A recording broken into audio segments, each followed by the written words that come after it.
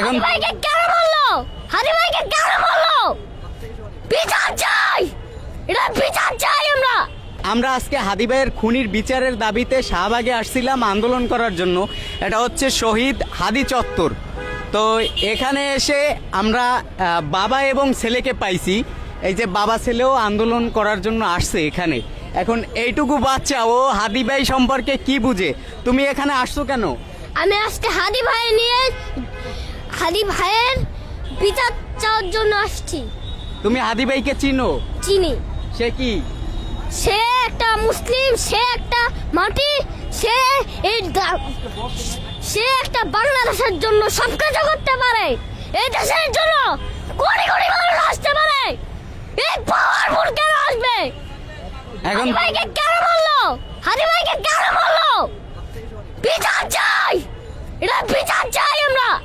ওর রিয়াকশনটা দেখেন। হ্যাঁ, আমাদের দেশে মানুষ তো অনেকেই আছে, বাট সত্যের পথে কয়জন থাকে? এইটুকু বাচ্চা ও বিচার চায় হাদি ভাই হত্যার, অথচ আমরা হাদি ভাইকে ভুলেই গেছি এর মধ্যে।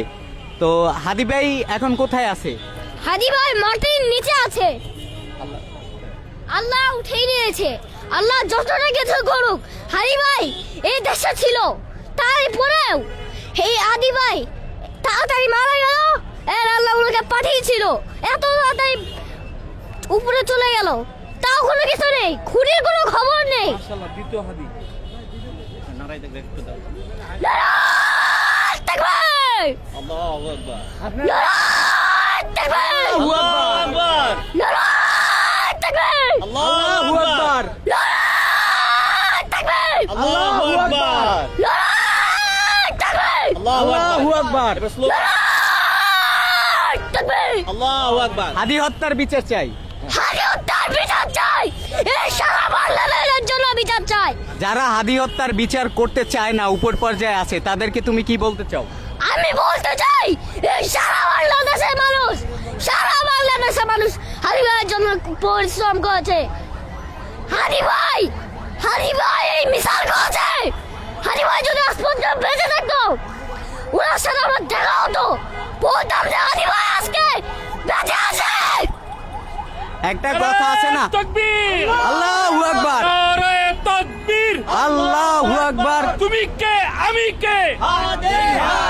হাদি যারা ভাবেন যে হাদি ভাইরে মাইরে ফেলাইছেন, হাদি শেষ, এক হাদি মাইরে ফেলাইছেন, কোটি হাদি আছে। এই যে প্রজন্ম, ও ঠিক করে কথা বলতে পারে না, কিন্তু ও পরবর্তী হাদি, এতে কোনো সন্দেহ নাই। যুগে যুগে হাদি আপনাদের থাপান্যার জিন্নে আইতে আছে, কোনো সন্দেহ নাই।